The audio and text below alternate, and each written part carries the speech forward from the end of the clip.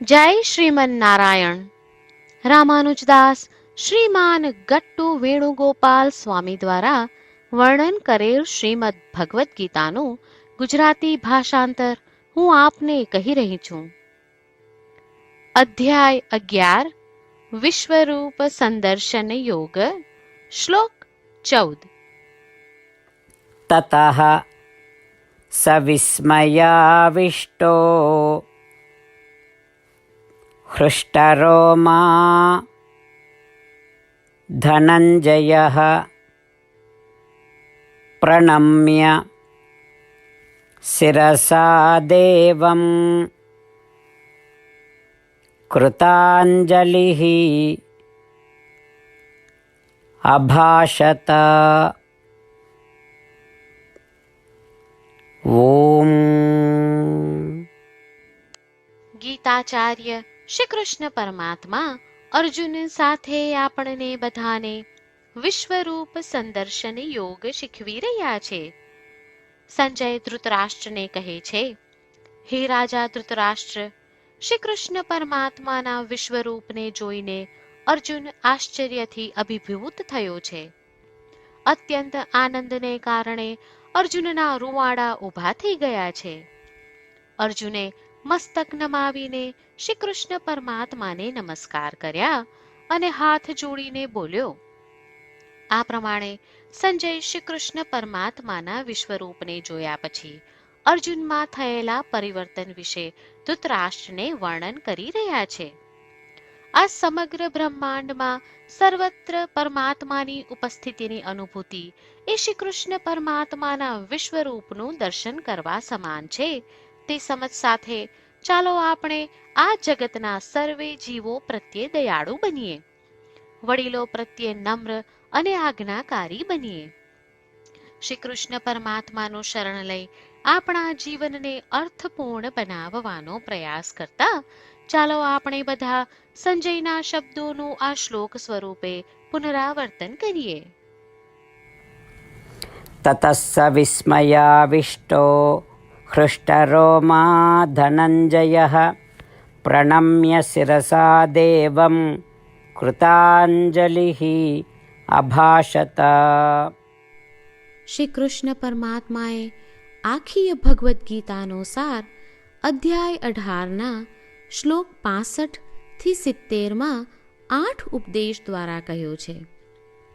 શ્રી કૃષ્ણ કહે છે, જે મારા આ 8 ઉપદેશ અનુસરે છે તે મને પ્રિય છે. એ સર્વે ભક્તોનું હું બધી જ રીતે રક્ષણ કરીશ. શ્રી કૃષ્ણ પરમાત્મા પાસેથી આખી ભગવદ્ ગીતા સાંભળ્યા પછી અર્જુન કહે છે, કરિષ્યે વચનમ તવ. એટલે કૃષ્ણ, હું તમારી આજ્ઞાનું પાલન કરીશ, તમે કહો છો એમ કરીશ. અને આથી જ શ્રી કૃષ્ણએ દરેક પ્રકારના યશ અને વિજય અર્જુનને આપ્યા છે. તો ચાલો આપણે પણ પરમાત્માને 8 વાતો પાળવાનું વચન આપીએ. પરમાત્માને આપેલા વચનથી મોટી કોઈ પૂજા, તપ કે યજ્ઞ નથી. 8 પ્રતિજ્ઞાઓ જે આપણે લેવી જોઈએ તે હું હવે કહું છું. આપ સૌ પણ એનો મન અને હૃદયથી વિચાર કરો. આ રીતે શ્રી કૃષ્ણને વચન આપતી વખતે આપણે સૌ શ્રી કૃષ્ણની હસતી મુખમુદ્રાનો મનમાં વિચાર કરીએ અને પરમ આનંદનો અનુભવ કરીએ.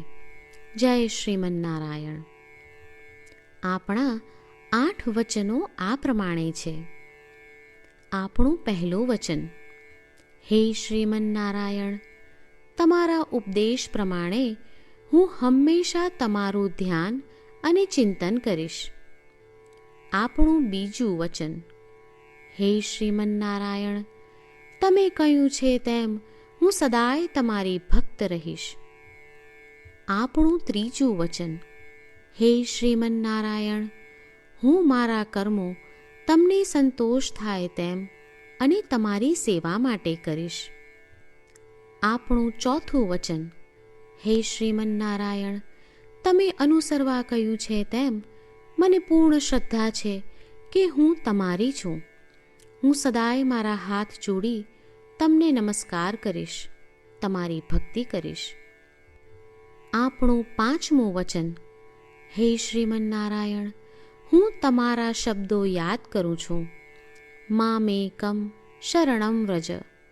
તમે તમારી શરણમાં આવવા કહ્યું છે. શ્રીમન્નારાયણ, હું માત્ર તમારા જ શરણમાં છું. આપણું 6થું વચન: હે શ્રીમન્નારાયણ, આપે કહ્યું છે મા શુચ. તમે અમને આશ્વાસન આપી શોક ન કરવા માટે કહ્યું છે, તો હું દુઃખી નહીં થાઉં, શોક નહીં કરું. આપણું 7મું વચન: હે શ્રીમન્નારાયણ, અમારા કલ્યાણ અર્થે આપે શ્રીમદ્ ભગવદ્ ગીતા રૂપી આશીર્વાદ આપી અમારા સૌ પર કૃપા કરી છે, તો હું દરરોજ ઓછામાં ઓછો 1 શ્લોક વાંચીશ અથવા સાંભળીશ એવો સંકલ્પ લઉં છું. આપણું 8મું વચન: હે શ્રીમન્નારાયણ, હું ગીતાના દૈવી શબ્દો એ ભક્તો સુધી પહોંચાડવાનો પ્રયત્ન કરીશ જેઓ ગીતાથી અજાણ છે. હે શ્રીમન્નારાયણ, તમે કહ્યું છે તેમ કરીશ, તમે કહ્યું છે એમ વર્તીશ અને તમારા માટે જ કર્મ કરીશ. શ્રીમન્નારાયણને આપેલું વચન કે દરરોજ તમે કહ્યું છે એમ કરીશું, એ જ એક મહાન પૂજા છે. તો ચાલો આપણે સૌ દ્રઢ શ્રદ્ધા સાથે પ્રભુ પાસે એક સંકલ્પ લઈએ. શ્રીમન્નારાયણ, કરીશ્યે વચનમ તવ. શ્રીમન્નારાયણ, હું તમારી આજ્ઞાનું પાલન કરીશ. સર્વમ શ્રી કૃષ્ણાર્પણમસ્તુ. જય શ્રીમન્નારાયણ. તતઃ સ વિસ્મયાવિષ્ટો હૃષ્ટરોમા ધનંજયઃ પ્રણમ્ય શિરસા દેવં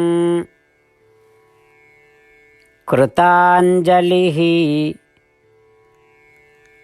અભાષત. ઓમ તતસ્સ વિસ્મયાવિષ્ટો હૃષ્ટરોમા ધનંજયઃ પ્રણમ્ય શિરસા દેવં કૃતાંજલિઃ અભાષત. જય શ્રીમન્નારાયણ. તમામ ભક્તોને ખાસ વિનંતી: આપણા જીવનની દરેક બાબતોમાં આપણે તાત્કાલિક અને અસરકારક પરિણામો ઈચ્છીએ છીએ. આ પ્રાપ્ત કરવા માટે ચાલો દરરોજ 1 મિનિટ ફાળવીએ અને નારાયણાસ્ત્રમ વાંચીએ. નારાયણાસ્ત્રમ મેળવવા માટે તેની વેબસાઇટ જે www.narayanaastram.org છે તેના પર જાઓ અને રજિસ્ટ્રેશનમાં તમારું નામ અને ઈમેલ આપો. તમે આપેલા ઈમેલ પર તમને નારાયણાસ્ત્રમ PDF પ્રાપ્ત થશે. PDFમાં રામાયણનો 1 શ્લોક, ગીતાનો 1 શ્લોક અને 1 વિષ્ણુ નામ છે. આ 3ને નારાયણાસ્ત્રમ કહેવામાં આવે છે. દરેક વ્યક્તિને આ શ્લોકોનું અલગ અલગ સંયોજન પ્રાપ્ત થાય છે. જ્યારે દરેક વ્યક્તિ 24,000 ભક્તો સાથે તેમના નારાયણાસ્ત્રમને દરરોજ વાંચે છે અથવા સાંભળે છે, ત્યારે સમગ્ર રામાયણનું 1 વાર પારાયણ, શ્રીમદ્ ભગવદ્ ગીતાનું 33 વાર પારાયણ અને વિષ્ણુ સહસ્ત્ર નામનું 24 વાર પારાયણ રોજ પૂર્ણ થાય છે. આ એક અદ્ભુત અને અસાધારણ પરિણામ છે. તેથી તમે અને તમારા પરિવારના સભ્યો તરત જ વેબસાઇટ પર જાઓ અને તમારું નારાયણાસ્ત્રમ મેળવો. જય શ્રીમન્નારાયણ.